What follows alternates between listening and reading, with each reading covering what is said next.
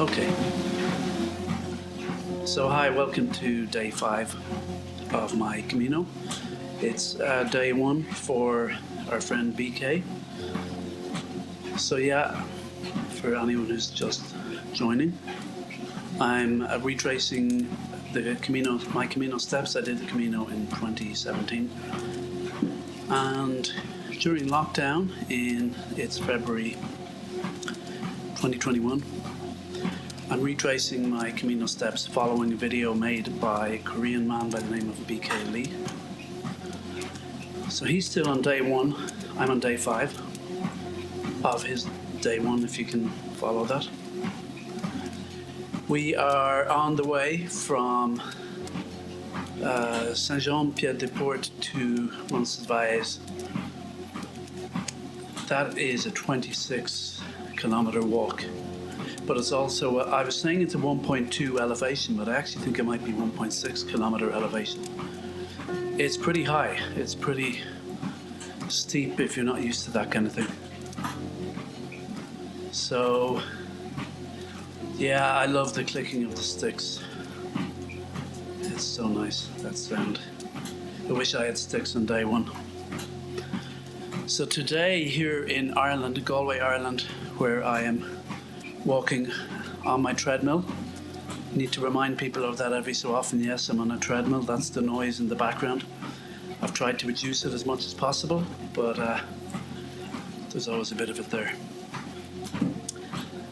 It is Sunday, the 7th? Yeah, 7th of February. So I nearly missed today. It is now, it's just turned 8 p.m. This is the latest I've done it. I've been doing most of them about 7:30 a.m. before work on a weekday. Yesterday, Saturday, I started around, it was afternoon, and today I'm doing it in the evening. It's kind of interesting to see the different perspectives and how I feel. Like, even though I'm not a morning person, there's something nice about starting this in the morning. One, because it reminds me of the original Camino. And not being a morning person, I struggled with that every day. But yeah, I have to kind of do it in the morning here. I mean, on work days. If I miss them between work and writing, it's hard to squeeze in. But I'm aiming not to miss a day. So when I did the original Camino, I did 34 walking days and 2 rest days. I did it over 5 weeks. I'd love to have had 6 weeks. I was lucky to get 5 weeks off work as it was. 6 would have been bliss, but then maybe I would have squandered that. Like, the one thing I know is when you stop, it's hard to stop, hard to start again. I'm so glad I had my rest days. I had a lovely rest day in Leon, stayed in a beautiful hotel, which was a former monastery. I had a nice rest in Burgos. Well, not as nice. The hotel wasn't a former monastery anyway. And also I got sick there, which kind of thing that happens when you stop. Oh, I had my eyes closed. What are they looking at here? BK has his phone out. Gonna take a picture, I guess. Help. Ah. Looks familiar, I think. I probably saw that before. As I said, when I was walking on my day 1 on this route. Oh, so you can phone for help, SOS. Isn't that handy? I wish I could just press it now on my screen, on my tablet. I don't need help. But yeah, today I really nearly didn't do it, and I thought, no, if I'm going to do this, I may have a rest day somewhere along the line, but this isn't like a major Camino walk for me. This is 4 kilometers every day, as opposed to I average 23.5 kilometers a day on my original walk. I also don't have the same elevation. Right now I have 0 elevation on my treadmill. I'll put it up to 2. If it gets squeaky, I'll turn it down though. Yeah, the treadmill's getting squeaky. If I had a team behind me, like the Grand Prix drivers with the kind of pit stops, I could get all that sorted, but it's just me, not the handiest person in the world. Hope my treadmill doesn't pack in. I reckon it's got 800 kilometers left in it at least, so I haven't used it a whole lot. Are we beginning the descent? It looks like it, doesn't it? Good. Into the forest. Yeah, when I did day one, it was just lashing rain. And the light was not like this at all. But we're wearing ponchos. The Irish woman who walked with me on day one, Aisling, I remember her running around in her poncho saying, "This is just like Platoon," the Oliver Stone film. And it really was. She was saying that, and I was kind of, yeah, I suppose it is like Platoon. I remember 2 days later, I'm in another location in the shower, and I just had flashbacks to day one, because day one was the most intense. And that story I've been flagging all along is coming up somewhere in the woods here, about a short distance from Roncesvalles, where we came across a woman who needed help. But 2 days later, I'm in the shower and I flashbacks to day one, and I'm going, oh, yeah, that was exactly like Platoon. I felt more like it when I look back. I think memories are a bit like that, because even when I think of it now, I'm just thinking of rain and ponchos. Everybody looked the same. It's kind of like if you go surfing, not that I do it much, but surfing in Ireland, everyone's wearing wetsuits. It's hard to know who's who. It was like that on this, ponchos and hoods and sticks.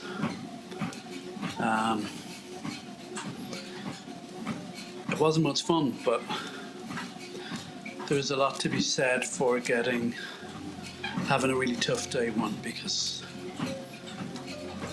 nothing is quite as bad as that afterwards. Although there were a lot of hills on the Camino. I mean, they talk about this big straight bit in the middle, and there were some straight bits, and my worst, straight and flat. My worst day, which I flagged before, was on the 17-kilometer Roman road, somewhere around halfway through, with a chest infection, starting late, walking on my own, in the blazing sun, no shade. That was my, as I say, dark night of the soul, or rather bright day of the soul, where I was like, what am I doing this for? Though I probably had a good few what am I doing this for moments. I would say every day when I woke up early. Some of the hostels you stay in, the lights, I think they automatically come on at 6:30 or something. I was like, oh no, I can't do this anymore. I think I was like that every day. And I remember the last week, actually, because early on, even though it was tough, I was still like, no, I'm up for this. The last week, for some reason, some part of me just went, I've had enough. And it wasn't a physical part, it was mental, psychological, spiritual maybe. I wish I had sticks for day one, both for going up and going down. My knees were banjaxed. I don't think it fully kicked in until day 3. I think, on the way to Pamplona, I thought I wouldn't make it. Got a little story about that, another little mystical moment.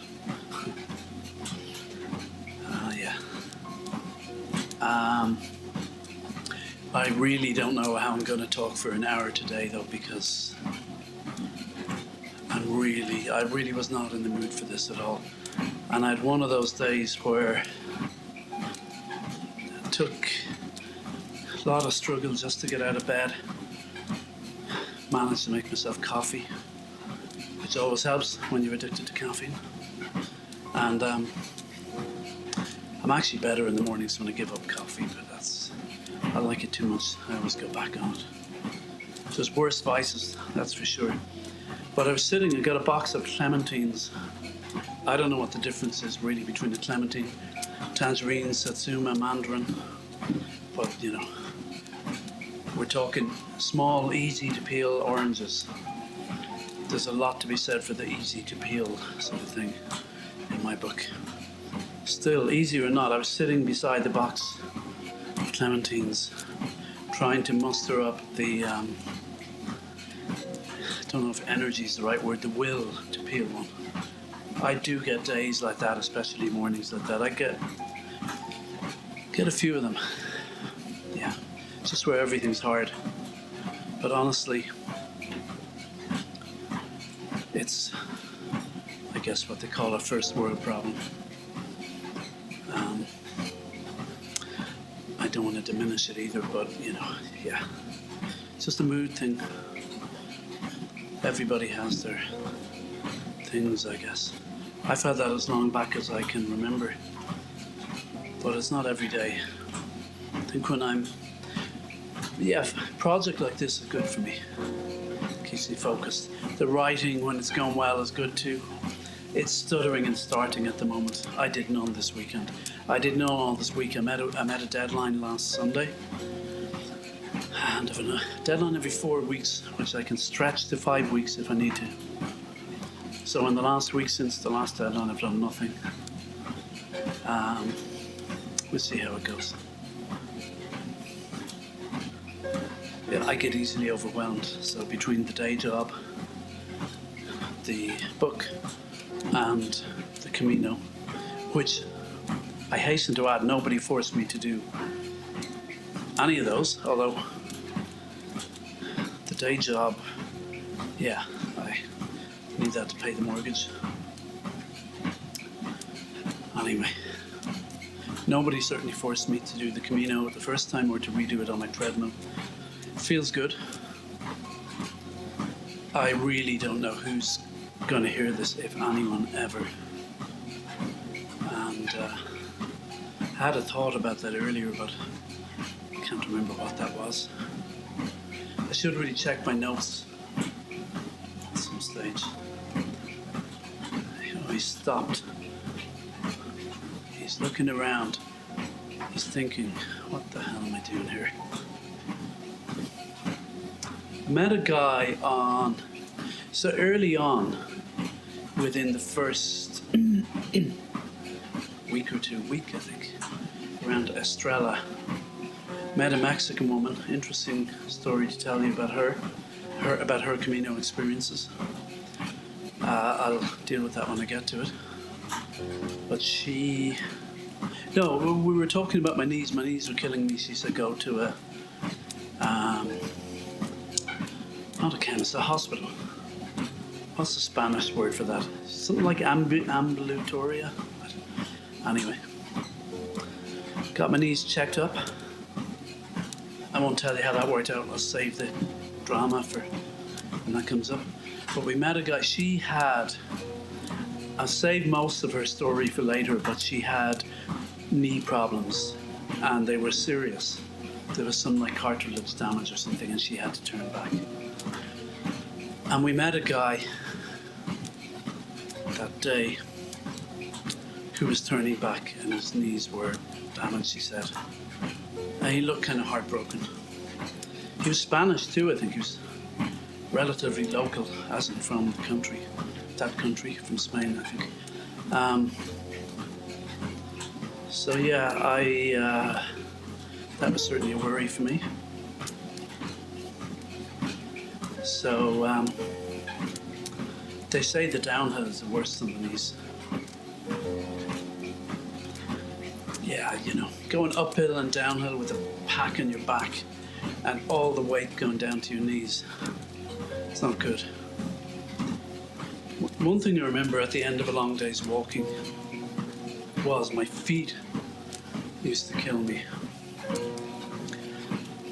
Not kill me, but I could feel like all the pressure of my body and my pack just crushing down on my feet.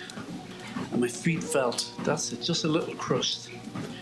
Not like enough to stop you walking, but yeah, it was so nice to stop then, take off my heavy boots at the end of a long day, put on my sandals, When I say sandals, they weren't flip-flops, but you know those kind of elasticy ones. You just pull them on. They were really light. Just fit snugly in my feet. That was so nice. Put on sandals, wash your clothes, hang them out, put on have a shower, a new pair of clothes. Well, even before that, you'd often have a cold beer first thing when you arrive. I mean, one thing not to do. I did it once or twice when the willpower was low. Like to have a cold beer a few kilometers from your destination. No, I mean, you gotta stop a bit, most people along the way, but you don't want to stop for too long. And a beer is not a good idea. Okay, early in the day, coffee, cafe con leche, whatever, fine. The guy did tell me Coke, which I don't normally drink, is the business. And actually, on the Camino, I would agree. I would say late in the day, if you pause and have a Coke, not a beer. God, no. That's me anyway, because it just makes it harder to start again. Also makes you want the toilet too much. It's not good. BK's making good pace here. Catching up on these people here. He's pretty dedicated, he just keeps going. Doesn't stop too much. Possibly got lost a bit earlier, I'm not sure. All the same to me. But yeah, I got the radiator on here beside me. See, when I get up early in the morning, that's before the heat comes on. So I'm doing my stripping down a bit earlier than usual in the walk. And I'll get that fan going. So yeah, doing this one at 8 p.m. at night. And I imagine my next walk 7:30 a.m. tomorrow, God willing. So, honestly though, 4 kilometers a day, that's peanuts. It's peanuts, but it's fitting it in with the semi-busy life. My life it isn't even that busy. I don't have kids or anything, but my biggest problem in my head is busy, you know. And I'm juggling a few things and a few ambitions. Sometimes I need to learn to just switch off and relax. For instance, I don't think I'll get any writing done today, but doing this, not missing a day so early on was important to me. And I'm really not into, I think people push themselves too much today. I'll never be accused of that, but I need to push myself a bit. But you know, we met a Canadian guy in the Camino. I'm pretty sure I may have told you this already, but he was flying through it. An American woman commented, you know, he's not going to see anything. But that was his shtick, his thing. He had done all that, like Canadian Air Force and drill and stuff, and running up and down mountains with, I don't know, 20 kilos on his back. Like whatever floats your boat, that don't float my boat. I mean, this don't float my boat, and yet I did it and I'm doing it. Well, it floats it somewhat, I suppose. It probably floats it a lot, but to hear cowbells, I love that sound. It floats my boat a lot, the actual idea of it, but if you're to break it down, oh, I love that sound. If you're to break it down and say you're going to walk X kilometers a day up a hill, down a hill, with, I don't know, somewhere between 8 and 10 kilos on your back, I'd be like, oh, that sounds bloody awful. I'm like, no, thank you. But then you add in the tradition, and I guess walking it with a sense of looking for maybe to recenter yourself a bit within yourself,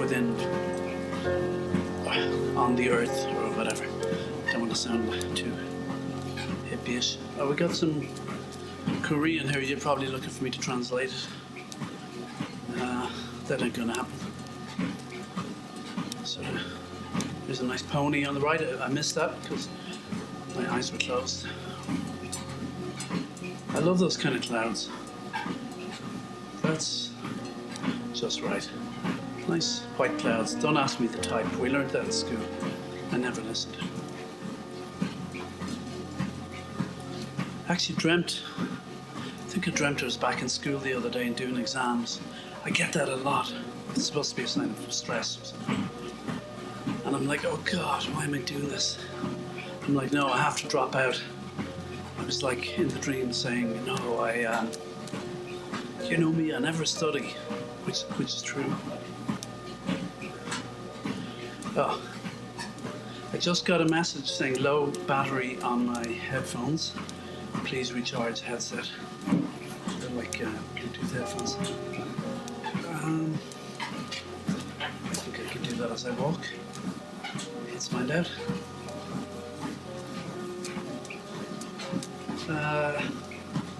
Bear with me. This is exciting. We'll find out. So they're working. Okay. So the phone is going. It's all going disastrously wrong. Video stopped. I'm gonna have to resync that.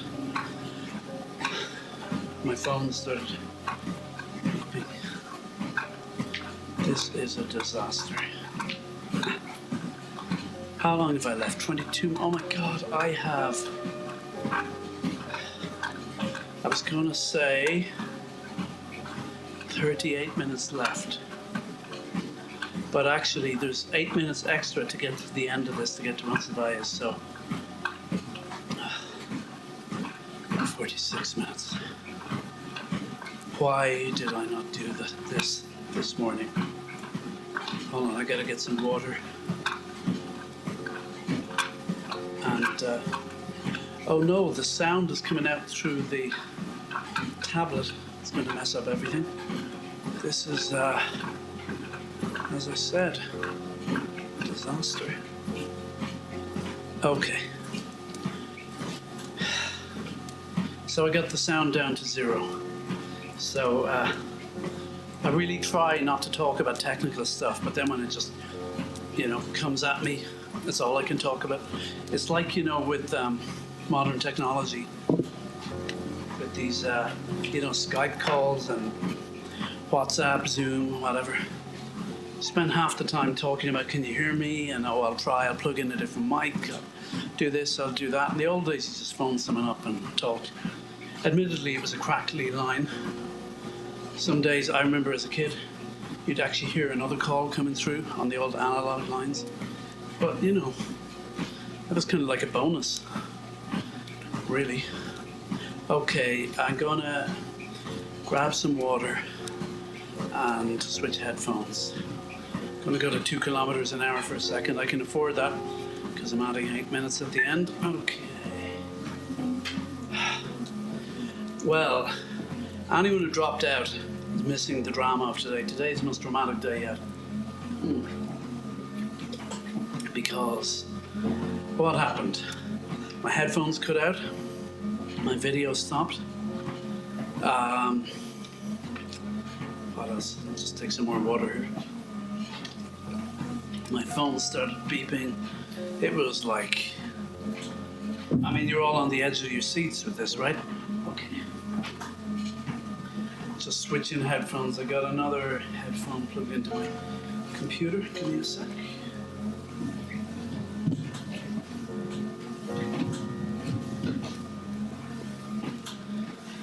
Okay. Just unscrewing that. Plugging it into my tablet if I can find where it goes. To people who didn't tune in, you'd be telling them, oh yeah, you missed out. This was the best show yet. Okay, here we go. Let's turn my volume up. Okay. So, we're back up and running. Oh! I stepped on the cable. You see, that's... Oh, man. Let's get back up to 4 kilometers an hour. This day would have broken a lesser man than me, but I'm still going.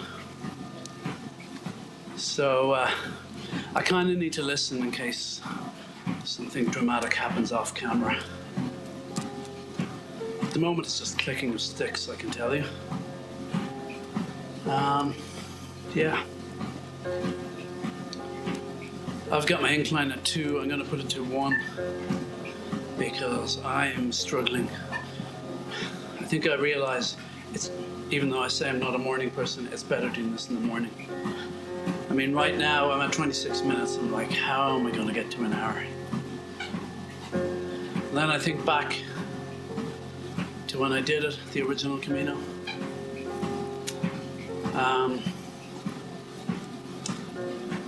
I don't know, every day I was like, how am I going to get through this day? I'm going to walk to my own. If I started late, especially in the middle, I was doing that a lot. I started late, it was on my own. If I'm not walking with someone, I walk slower. You start late, it's hotter.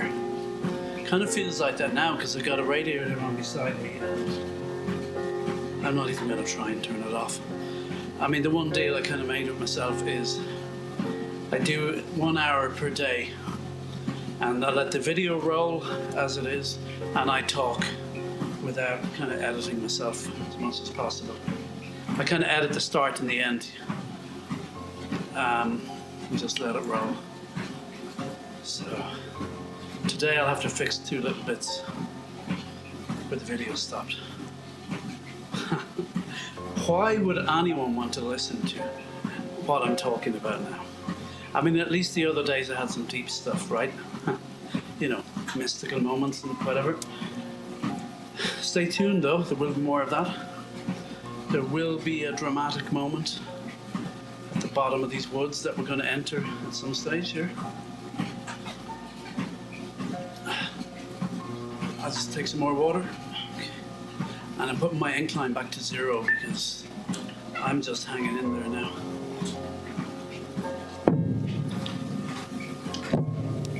Oops, sorry, I hit the mic there. I know for a lot of people walking 4 kilometers is nothing. It's not even a lot for me, but it just depends on the day. I really have a strong kind of mind that fights any form of exercise, you know.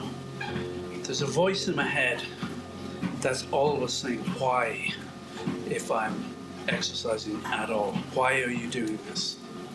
It's a real kind of, you know, existentialist angst thing. Beckett kind of voice, Samuel Beckett. You know, what's the point? To quote from Waiting for Godot, one of them, Vladimir and Estragon, one would say it passes the time, the other says it would have passed anyway. And I'm kind of more of the it would have passed anyway bent, you know. That tends to be the side I fall down on. So pretty extraordinary that I'm doing this at all. And anyone who's listening, it's a moment in history, at least from my perspective. Guess that makes me a narcissist. We're entering the woods. Okay. And we have 40 minutes of walking left. So I'm thinking, I don't know, the event that happened was possibly in the last 10 minutes, might be in the last 20 minutes. So might start talking about it in 20 minutes. So don't go away. We'll be right back after this message from our sponsors. I actually got addicted to CNN over the last, few years. It's 2021 now. You might guess why I got addicted to it. I'm not going to get into that. There's a certain kind of thing that featured a lot in the news in those last few years that was definitely good for the ratings, even though they position themselves on the other side of that ideology. But it's the kind of thing, once you start listening to it and looking at it, it's hard to look away. I was actually listening. I'd often go to bed and I'd stream it on my phone and just listen to the sound. It's definitely been quite dramatic, but what I was getting was, like, I can get the European version here, international CNN, that doesn't have advertisements as such. Well, it has kind of little ads for come to Saudi Arabia or something. those kind of ads. But on the American one, yeah, there was a South Arabian ad shot by Michael Bay, I think, sort of trying to tell us why we should go there. And but on the American one, it's mainly ads for healthcare, for like pharmaceutical products, medications, and Medicare schemes. I must have listened to thousands of hours of those. Thousands and thousands of hours. And so many of the ads, I've never seen them, I've just heard them. And sometimes I'm like, what the hell is going on there? There was one for a drug for schizophrenia called, I can't remember what it was called.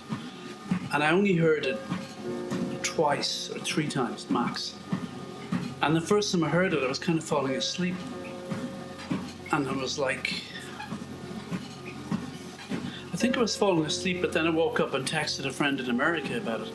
And then the next day I was like, did I imagine that it was real? Because like if you grew up in Europe, or certainly in Ireland, I think it's possibly the same in all of the EU. We don't have ads for prescription medication. We certainly don't in Ireland or the UK.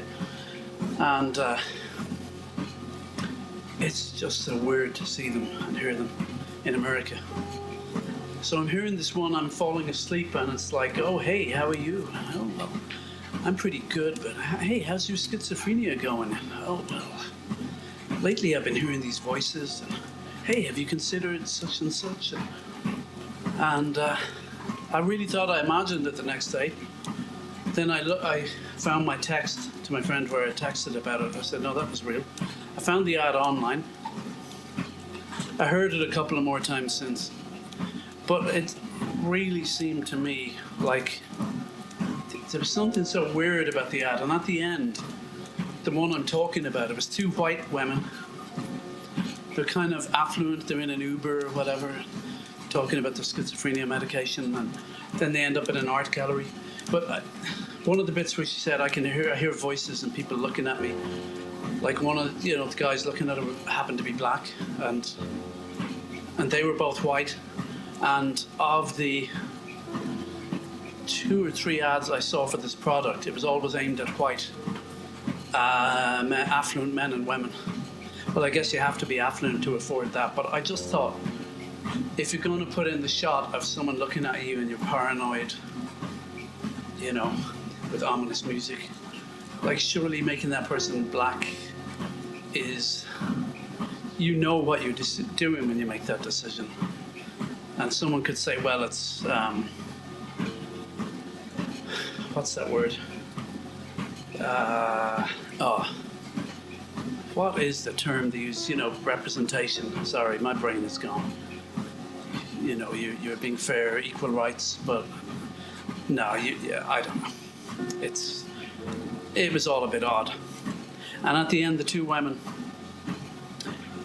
they just, they stare off into the distance, kind of into the distance, but into the camera. And they're saying, oh, it's good to know there's help out there for us. The whole thing was kind of trippy. And it was kind of badly made, but there was something about it that felt like it was engineered to, like if you were at all unstable, I don't think that ad would make you feel more stable. I think it would make you feel more unsettled. And I feel that was the idea. Why am I talking about that? I was just talking about ads, commercials. It's very strange though. As I said, if I go to America, I spent a year in Canada. I must have seen a lot of those ads there. We had, cable. I had cable from both American and Canadian channels. Oh yeah, I remember like ads from preachers telling you, pay us this money, we'll pray for you.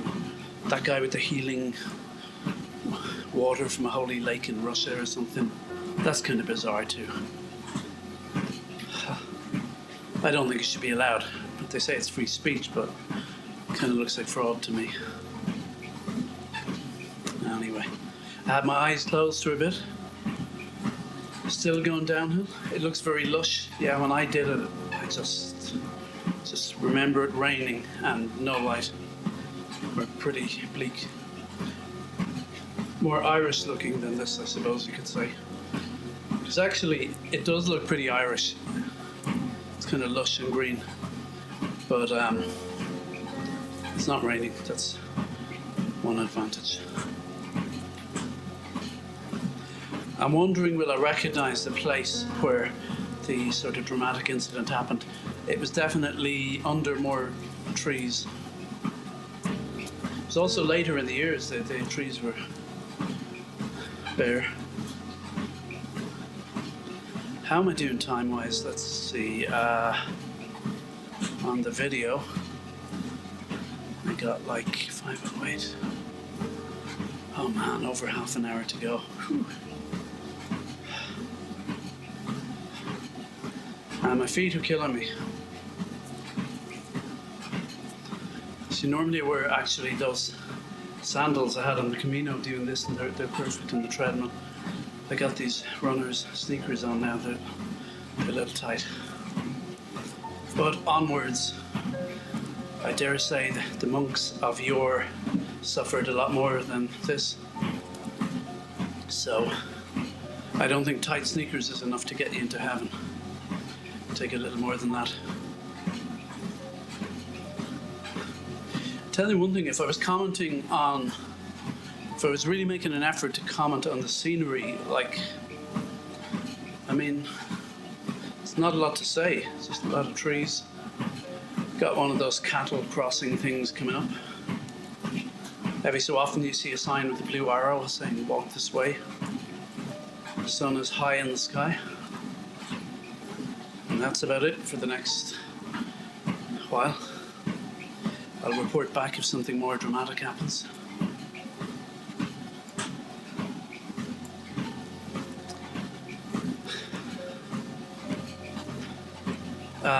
Why don't I look at my notes? Oh, I wasn't holding my phone, which means I'm trying to clock up a certain number of heart points on my phone. Yeah, I'll meet my weekly target if I keep my phone on me now. So I'll do that. Why don't I check my notes so quickly? Find something. Just don't press that remote just yet. There's something fascinating coming up here.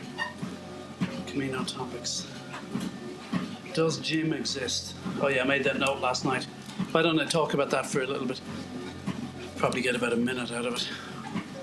So that story I told you about the guy Jim I met at the at Worth Abbey Monastery, and I had this kind of mystical moment where he thought there was an orange-yellow glow coming from my face, and that was the colour I had imagined my body being filled with on this course I was on this Hoffman process. And then I met him the next day at Mass in the monastery, and so here's a little kind of Twilight Zone moment.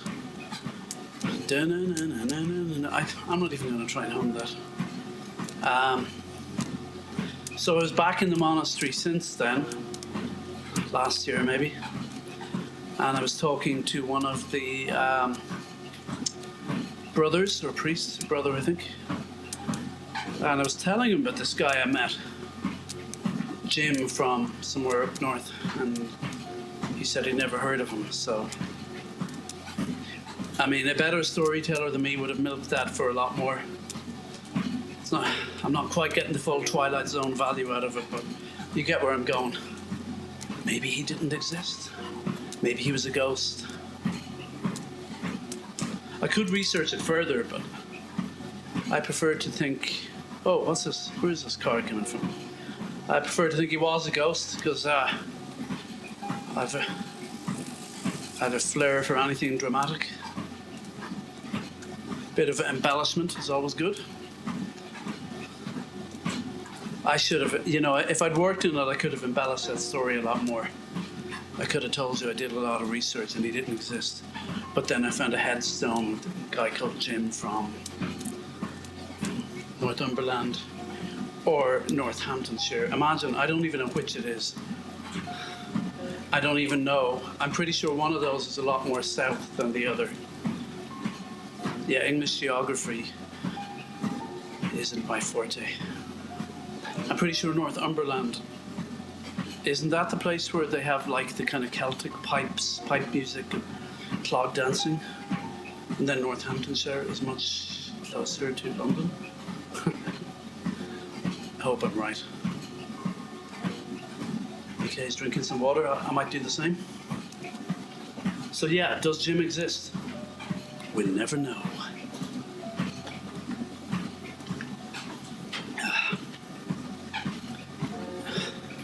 So if I do, which I'm planning, all of the Camino and record them all, and nobody listens, do I exist? That reminds me of a story from years ago when I was with a friend. I won't name him, don't want to implicate him. Back when I was experimenting maybe with different things. I don't want to ruin the tone of this podcast, if we can call it a podcast. It's meant to be spiritual and mystical, all that kind of good stuff.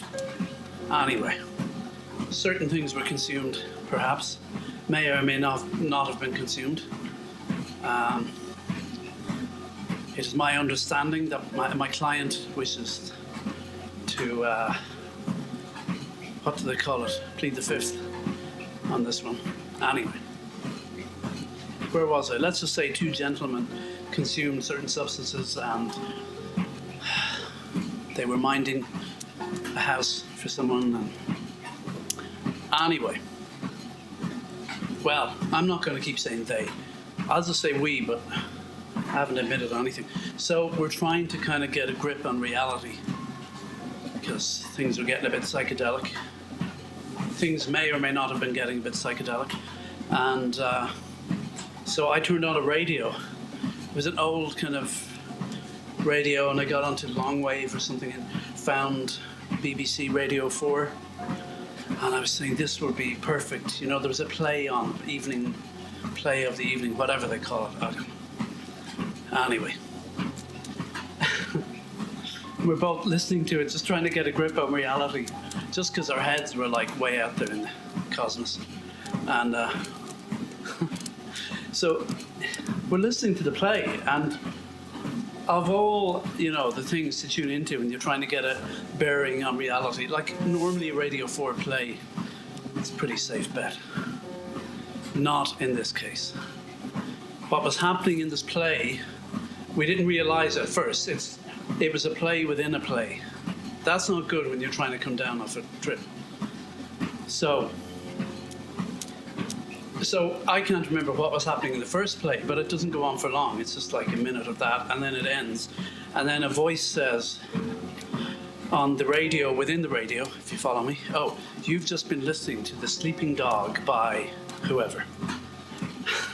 So we're already getting a little worried at this stage. And then the people who are listening to the play, within the play, one of them said, oh, well, we were just listening to a play there, or that was a very interesting play. And someone else says, but were we really listening to it? Did we really hear it? Does that really exist? I'm not getting the dialogue totally right, but it was basically people within a radio play listening to a radio play that ends, and then they're discussing, did they really hear the play at all? I mean, and my friend and I were just looking at each other with this, you know, look of crazed confusion, like, what the hell is going on here? And I think we might have turned it off shortly after that because it did not help us get our bearings. How did I get onto that? I don't know. I've only got about between 10 and 20 anecdotes from my whole life, probably. So that's one of them used up. I've got 2 car chase anecdotes. Got to save those for emergencies. One in Russia, one in America. The American one was more dramatic. You know what? I think I've told you already. Damn. And I tend to tell them in the wrong order because the Russian one is less dramatic. Yeah, it is really. So, did I tell you that? I can't remember. Look, I'm going to tell you again whether you like it or not, whether there's anyone listening or not. My 2 car chase stories will come up again. Had a couple of encounters with armed police in Moscow. Also got taxi rides with police and also with an ambulance on another occasion. Not proud of that. You used to kind of stick your hand out, you could flag down any car, tell them where you go and negotiate a deal, they bring you there. Pretty risky, I guess, but we did it a lot. So, 5:08. I've got 23 minutes to go. And I have used up one anecdote, 1 or 2. I have a finite number of anecdotes. It's funny, we all know people who repeat the same stories over and over again, but we don't always realize when we do it.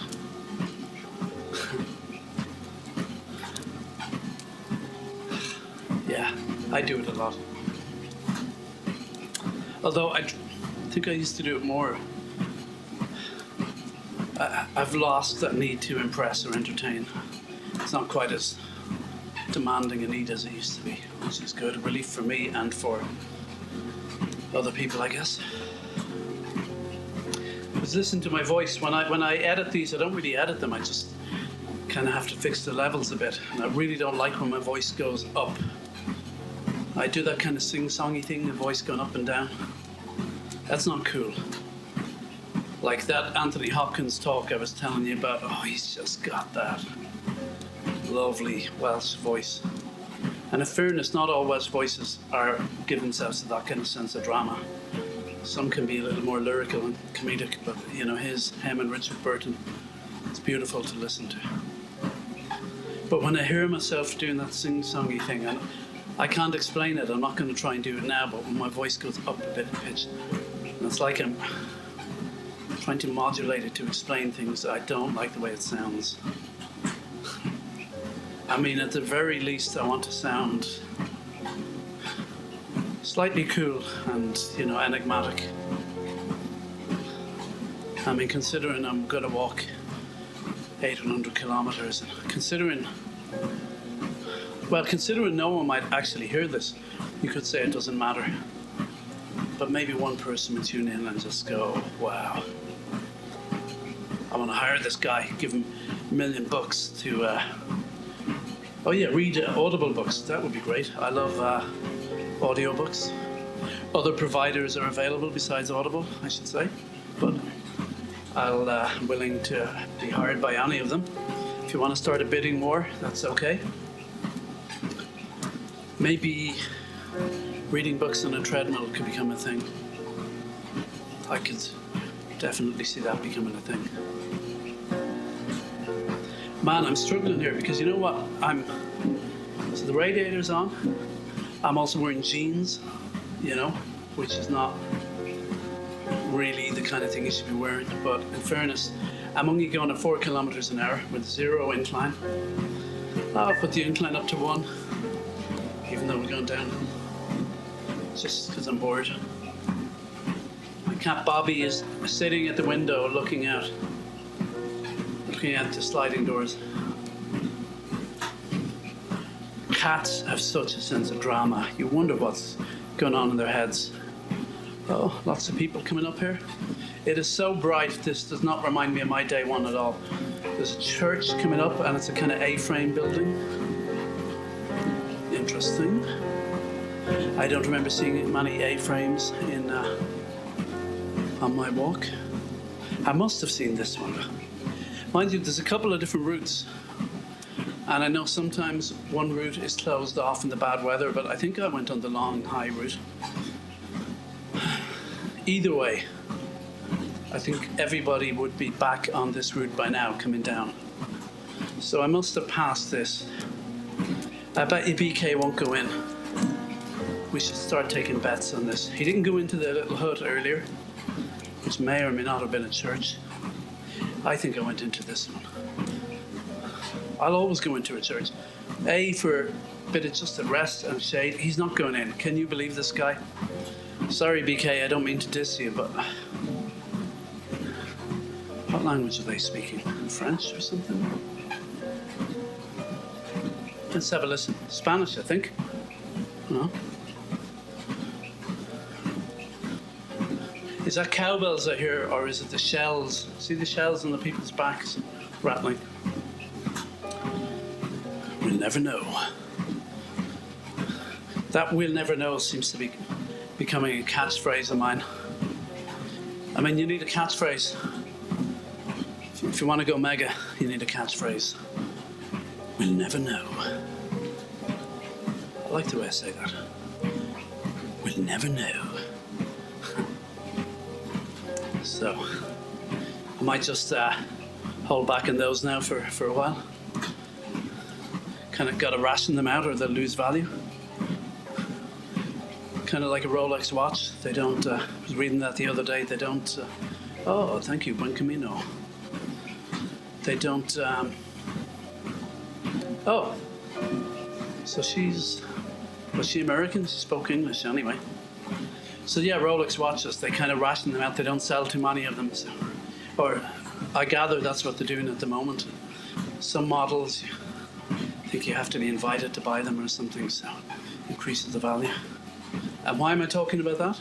Oh yeah, my catchphrase, if I overuse it, I might get diluted. We'll never know.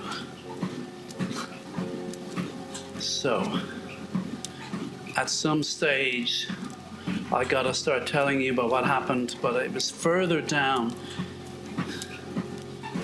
Let's see if I recognize it. It was somewhere down under a lot of trees. And it actually wasn't that far from Roncesvalles. That's how I remember it. See, which way do you go here? Oh, well, left, I guess, yeah.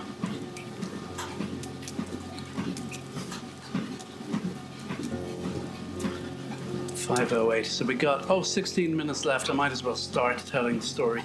Somewhere down here, if I recognize, I'll tell you. I feel like the lane widened out a bit to maybe an expanse or something, but I'm not sure. So I'm walking with Aisling, the Irish woman who I met off the plane, and hard to believe it was still day one, yeah, because this is my day 5, but it was still day 1 of actual walking. And we came across a woman who had collapsed, the English woman. I won't say her name, obviously. I do remember her name, but she collapsed over to the right. I'll see if I recognize it. It's probably further down from here. And it was really lashing down rain. It was shortly after Ashley made the comment about this being like Platoon. We're all in our ponchos, and she had collapsed. And people had stopped, of course, and were on the phone trying to get paramedics and trying to find their location and, GPS, and none of that was working. But we stopped. She was still conscious, though, and because we were the only English speakers there, we stayed, found out her name, and waited. And I remember I took off my poncho and wrapped it around her. And I remember hugging her, and I think Aisling did too. We were both hugging her, just obviously to give her body warmth and keep her warm. And there was a moment where I thought she was getting weak. I thought she was going to die. I thought she was dying. And normally I would think that I would be frightened out of my wits by that. And normally I think I would be, but peace and calm came over me. And I just felt like you cannot control these things anyway. And for some reason that peace came over me, and it was like, if this is meant to happen, it'll happen, and there's worse places for it to happen. Just to be clear, I didn't want it to happen, but I really, somehow the fear just lifted. That felt to me like a kind of God moment or mystical moment. Tick is appropriate. I'm really going to try to make an effort over the course of this Camino to stop giving multiple points of view on everything. It's exhausting for me. I exhaust myself with that.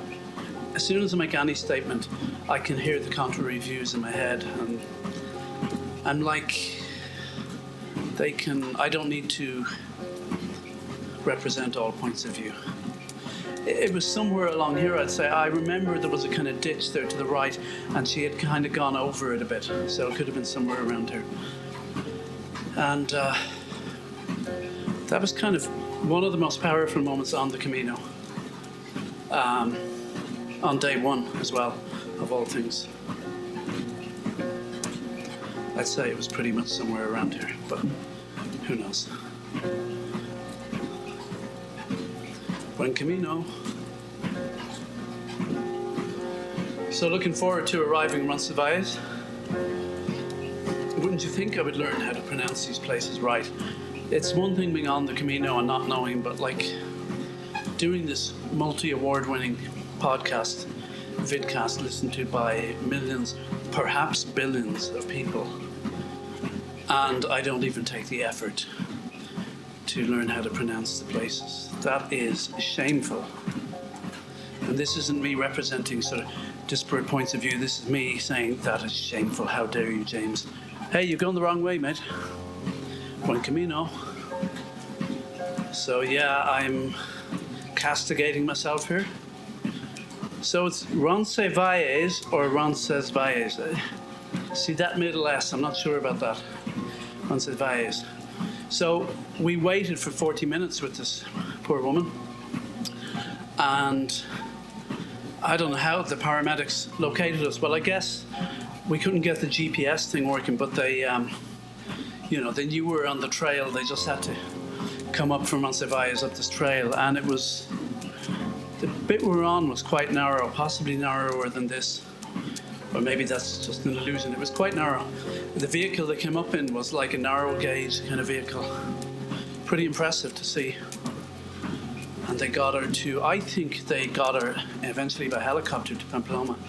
And I know things worked out because I managed to, I remembered her name. And it wasn't too common a name, and I knew where she was from, roughly. So I was able to look her up, and I found her email address. Contacted her, and she told me that, yes, she was still alive, and it was something, it may have been something to do with salts in the body. You know, there's a word for that. But it's something to do with the balance of the salts in your body, I'm not sure. But she told me, yes, she recovered and went back to where she fell and started from there again. Pretty impressive. I was going to say, I'm not sure if I would have done that, but I think, knowing me, I probably would either have quit or have gone back to where I fell. I tend to be a bit black and white about things like that, or a bit superstitious or something. You know, if we're going to do it right. Which I quoted before. Who's that from? Yeah, George Michael. Rest in peace. I'm a bit like that. Like, I know on the Camino, I did not get a bus ever. You know, some people said, I remember a lovely woman called Rita, whom I met, a Canadian woman I met after, on the way to Pamplona, and she said, she was 80, mind you. She had done it before, but she said, oh, get a bus if you want for the last few kilometers. And in fairness, at her age, yeah, why not? But I kind of had it in my head, no, I won't do that. And even on my 2 rest days, I didn't get a bus. And I remember coming back to Ireland, flying in, getting on a bus, and it felt so weird. Or even actually getting the bus to the airport, that's right, in Santiago de Compostela, felt so strange. But yeah, walking is kind of beautiful and natural, even though I avoid it like the plague most days. As I said, I need some sense of meaning to do it, or, I got a bit of a mission now, which I had on the original Camino.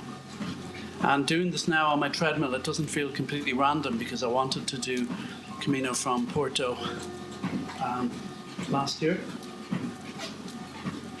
And as we know, just due to lockdown, that wasn't possible. So this feels, not too random, which is good. See, my voice went up there earlier. I'm going to modulate my voice by the end of this. Got to get that Anthony Hopkins vibe going on. Or who else? Jeremy Irons. Well, I'll Google who's the most sort of best paid voice actor. I'm going for the voice acting niche. Good looking and all as I am. I don't want to be greedy. I'll just go for voice acting. So I'll figure out the best voice for that, and I'll modulate my voice as I go. So by the end, you'll just be transfixed. I could say anything. I could be reading phone numbers and you'd be like, oh yeah, that sounds so good. So here we go. Who's this ahead of us? Is this a nun? Why do I think she's a nun? Because she's wearing all black. 3 nuns, I think. As I said, my screen isn't too big here. It's just normally you meet people in sports gear, and these seem to be 3 nuns, I think. Yeah, wearing black in that heat can't be great, but I suppose you get used to it. They don't seem too bothered. So, I've done over 4 kilometers now, between stopping and starting, and yeah. And we still have 5 hours. Oh, I've only 7 minutes to go. Oh, that's not so bad. Why did I think there was more? That actually, oh no, that doesn't make sense. Oh, it does make sense. Yeah, okay. I thought my treadmill said 52 minutes, but it said 62. Oh, my God, that gave me a scare there. BK's hand just came flying up in front of the camera like something out of a horror film. Well, the nuns are keeping good pace. BK isn't overtaking them yet. So yeah, we're out of the overhanging woods. So I think around there where I said was where we helped that woman out of trouble, was roughly where I said it was, I think. I hope she's doing okay. There's, lots of people I met along the way, and I got their email addresses, and I honestly do think I was suffering from anxiety on the Camino, more so than I am now. But I was so exhausted, and trying to send emails on your phone, it's like exhausting. So I found it hard to keep in touch with people, and I said I would when I got back, and then I didn't. But I might try now, especially if I remember people along the way from certain days. I might tell them, yeah, I just did that day where I met you, and have a look. I won't be, most people I only know their first name anyway. I won't be identifying people by, full names. Don't need to get into that. There are definitely nuns. One of them has the full habit on. They seem fine though, with the heat. So, my phone just beeped. I think it was telling me I hit the required number of heart minutes this week. Always good to know. Keep me alive for another while. I wonder where BK is staying tonight. I hope he's staying in Roncesvalles. I hope he doesn't have to walk 6k afterwards like I did. Remember there was a bar or hotel or bar at the bottom of this lane after our traumatic experience, because we had stopped for about 40 minutes helping out the Englishwoman, which of course we didn't mind doing, but we were kind of cold then. Met a couple of Irish guys in the bar, had a drink or two. I went to the Pilgrim's Mass like a good Irish Catholic. Not many of those left. Ashley stayed on for a chat with the Irish guys, and then I walked with her 6k to another town. Slept like a baby. But we still had to do our laundry after all that though. That's the thing. You carry so little, you have to do laundry pretty much every day. You might get away with 2 days if you're lucky. But you just get used to that. The thing is, you've nothing else to do though, so it's all doable. We've overtaken the nuns. Repeat, we've overtaken the nuns.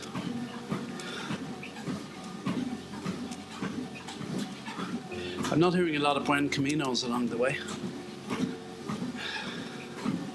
I seem to remember more of them when I was on it. People wishing each other Buen Camino, have a good Camino.